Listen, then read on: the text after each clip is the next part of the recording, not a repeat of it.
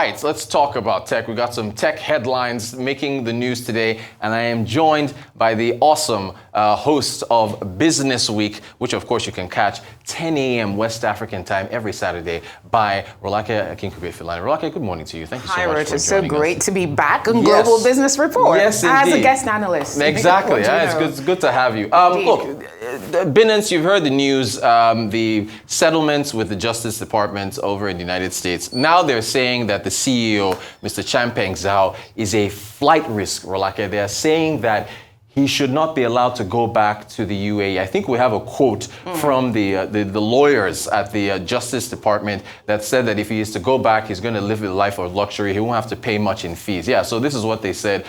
Should Zhao choose not to face the full consequences of his conduct, he could easily stand to lose, including by compensating his guarantors more than 20 million. And even after paying this 20 million, he's still going to live comfortably with his life in the UAE, and there's no treaty. There's no extradition treaty. What do you make? Well, to be honest, I think this is kind of the position the government councils have to take, really, in this kind of case. I personally don't really think he's a major flight risk, because I still think there's still quite a lot to lose for him. If you look at the platform he's built, he's basically taking a plea bargain, right? He's cut his losses. He's probably going to get only 18 months in jail. There's still $65 billion worth of assets on Binance as a platform. So honestly, judging by things, I'm not sure. It's not like Binance has gone underwater, right? So this company still exists. Trading will continue, just not in certain jurisdictions, and it will have to pay a fine. This is not a Bankman-Fried type of case, right? This is a more mild, albeit serious, challenge with Bitcoin exchanges and trading companies. So I don't really think he's that huge of a flight risk, but I get the lack of a treaty between the UAE and the US does provide some concern for the stakeholders involved in this case. What do you make of the tiny little UAE hosting? I mean, I know about international bodybuilders that live there. They've built, what do you make of what the UAE is? He lives there. So many big celebrities, tech entrepreneurs, all seem to have a residence there. It's a question, wouldn't you live in the UAE? No income tax, it's a tax haven, it's attracting financial services and many industries around the world. So I understand why people get to live there. It's so much more efficient if you're an investor, a wealth manager, a business person. So yeah, this makes total sense. And it's an international hub, obviously. Okay, what else is making the news in tech world? Elon Musk saying that, actually no, hang on. Before I get to Elon Musk, we got to talk about Thanksgiving. Right. I wanted to get your thoughts on the Thanksgiving road travel for, I guess, over 50 miles, 80 kilometers. They're saying about 54 or 55.4 million Americans are going to be traveling by road over this weekend. Third highest figure since the year 2000. Right. Wow, yeah. And then also air travel as well. There's going to be I think a 4.7 million, if I remember the figure correctly, which should be another high. Yeah, 4.7 million, 6% growth. So Thanksgiving weekend, even inflation has been high in the United States, but people are still traveling. Looks at it. What do you make of the And you mentioned numbers? a good point, but interestingly, just to put it in context graphically, 55 million Americans on the move is like the whole of the United Kingdom traveling for Thanksgiving weekend by population. Yeah. So it's really a big deal because since COVID, we haven't seen these numbers. And the other thing you mentioned, I'm glad you mentioned inflation. It seems like the Fed trying to target inflation and keep it at bay has helped with the whole Thanksgiving weekend, not just in terms of travel, because energy costs, all prices, gas prices in the US have stayed relatively stable, but also for airlines, right? There are lots of ticket deals on the market, and also for consumer spending, has kind of recovered a bit. So I can understand this huge tick up in the Thanksgiving weekend, but don't also forget Black Friday sales tomorrow and Cyber Monday. Spending levels for tomorrow are also expected. I think you have it here. Yeah, oh, great. 102 million people expected to be spending. So it's a major boon for retailers this weekend in the US. I wanted to get to, I guess, oil, right? OPEC deciding that, or maybe we get to Elon Musk, whichever one of them first, but OPEC deciding that they are going to have their meeting, which was delayed, to online. Yes, instead of physically. What's happening there? Well, the official line is they don't want it to clash with COP28, right? But you and I as analysts, we know we read in between the lines.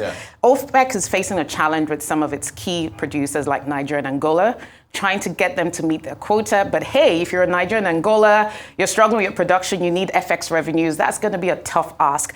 The other point to bear in mind here is that OPEC and OPEC Plus, that alliance that includes Russia and some other minor producers, are really struggling to get oil prices back up close to $100 a barrel for several reasons.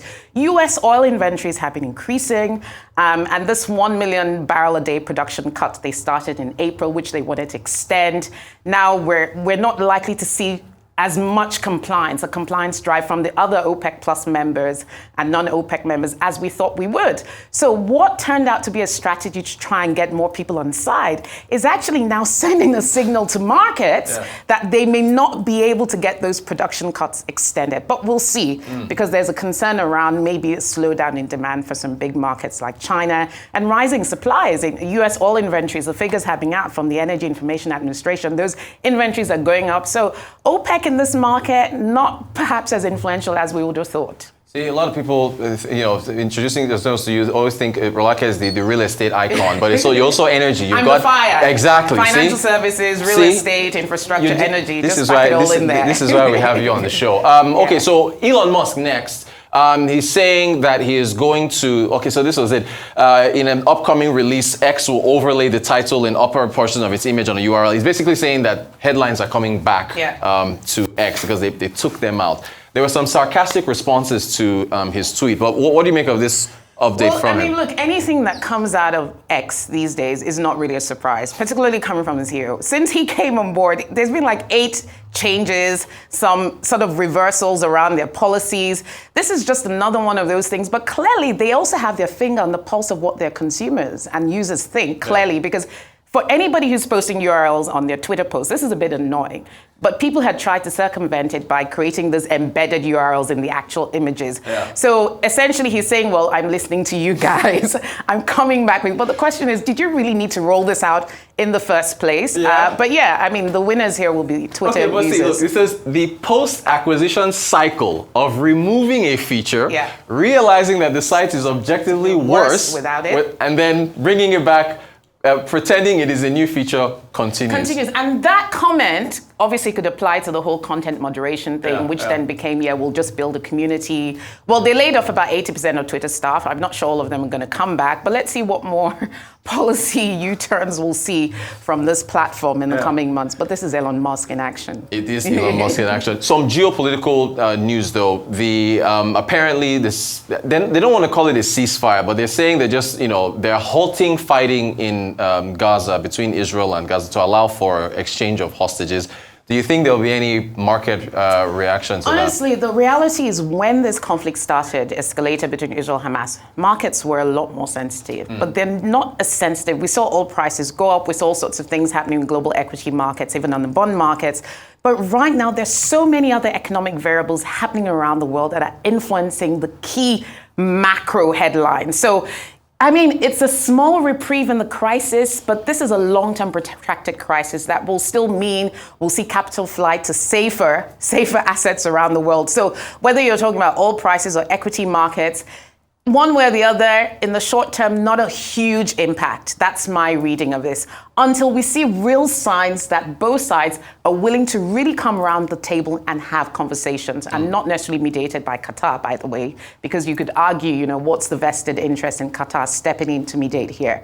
But look, from a humanitarian perspective, great reprieve, that hostages will be freed. Hopefully that will send signals of goodwill.